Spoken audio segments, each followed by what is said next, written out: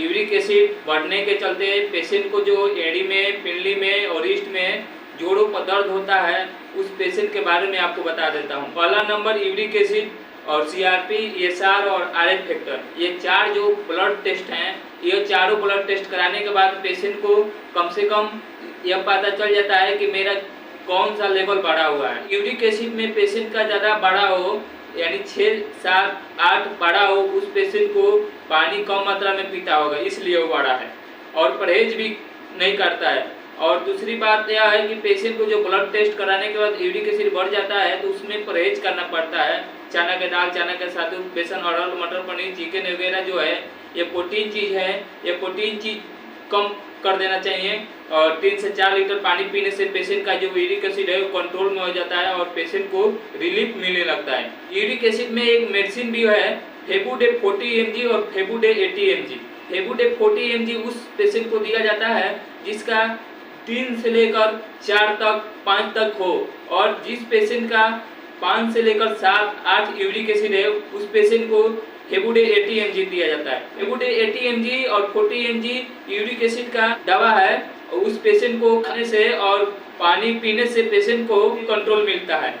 Uric acid के बारे में आपको बता दिया गया है कि किस चीज़ से कंट्रोल मिलता है। और दूसरी बात है सीआरपी में। सीआरपी में यह होता है कि पैर में जो है, घुटना में, एड़ी में या रिस्ट में सूजन हो जाता है, सीआरपी बढ़ने के चलते होता है। सीआरपी में बुखार भी होता है, उसको मियादी बुखार भी कहते हैं। पेशेंट को सीआरपी और यूरिक एसिड ज्यादातर देखने को मिलता है और ईएसआर भी मिलता है, इसलिए हर पेशेंट को uric acid, CRP, RH factor, ESR जांच कराने के बाद इलाज कराना चाहिए। कभी कभी क्या होता है, यूरिक एसिड बढ़ने के चलते पेशेंट को एड़ी में, घुटना में दर्द हो जाता है तो फिजियोथेरेपी कराने के लिए जाते हैं, और फिजियोथेरेपी कराने के बाद पेशेंट को रिलीफ नहीं मिलता है तो कहते हैं कि फिजियोथेरेपी कराने से कोई लाभ नहीं मिला। आप लोग पहले जांच करा लीजिएगा कि मेरे घुटना में, एड़ी में और रिस्ट में क्यों दर्द है और दर्द क्यों हो रहा है। अगर पेशेंट को जांच में पता चल जाता है कि यूरिक एसिड के चलते मेरा घुटना, एड़ी और रिस्ट में दर्द है तो उस पेशेंट को जांच कराने के बाद पेशेंट को दवा लेना चाहिए। Uric acid, CRP, RH factor के जांच हो जाता है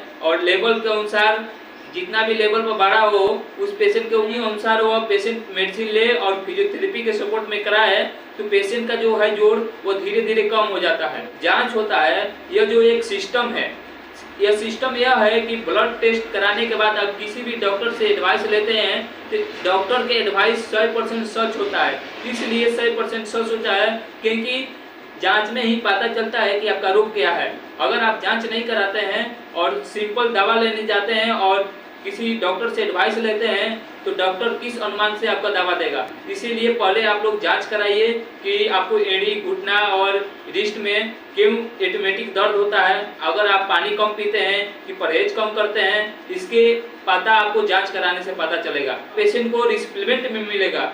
इसलिए आप लोगों से मैं अनुरोध करना चाहता हूँ, घुटना, एड़ी या जोड़ों में दर्द होने के चलते पेशेंट को सर्टिका और गटिका भी हो जाता है तो उस पेशेंट को यूरिक एसिड जांच करा लेना चाहिए। देखिए, फिजियोथेरेपी के साथ साथ हेमोपैथिक की भी दवा चल सकता है, इंग्लिश मेडिसिन भी चल सकता है और आयुर्वेदिक मेडिसिन भी चल सकता है। इसमें कोई डिफरेंट की कोई बात नहीं है, लेकिन पेशेंट को पहले नंबर जांच कराने के बाद पता चलेगा कि पेशेंट को uric acid, CRP, ESR, RH factor बढ़ा है कि नहीं, और बढ़ा होगा तो आप लोग मेडिसिन के साथ उसको ठीक कर सकते हैं। अगर मेडिसिन के साथ फिजियोथेरेपी के साथ सपोर्ट लेते हैं तो पेशेंट को और जल्दी रिलीफ मिलता है। नी रिस्प्लेमेंट, रिस्प्लेमेंट, ये जो पेशेंट को यह सिस्टम के अनुसार ठीक हो जाता है। और पेशेंट को एक्सरसाइज कुछ बता देते हैं कि घुटना में पेशेंट को दिक्कत होता है तो कौन सा एक्सरसाइज करना चाहिए और कौन सा एक्सरसाइज करने से पेशेंट को रिलीफ मिलता है। घुटना के एक्सरसाइज मैं बता देता हूं और एंकल के एक्सरसाइज बता देता हूं।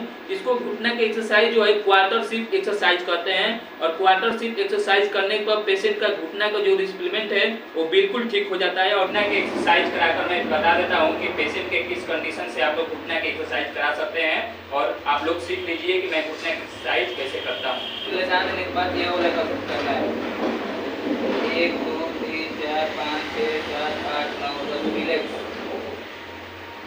1 2 3 4 5 6 7 8 9 10 रिलैक्स, 1 2 3 4 5 6 7 8 9 10 रिलैक्स, 1 2 3 4 5 6 7 8 9 10 रिलैक्स। ये कसरत करने के बाद पेशेंट को तकिया लेने के बाद 1 2 3 4 5 6 7 8 9 10 1 2 3 4 5 6 7 8 9 10 रिलैक्स।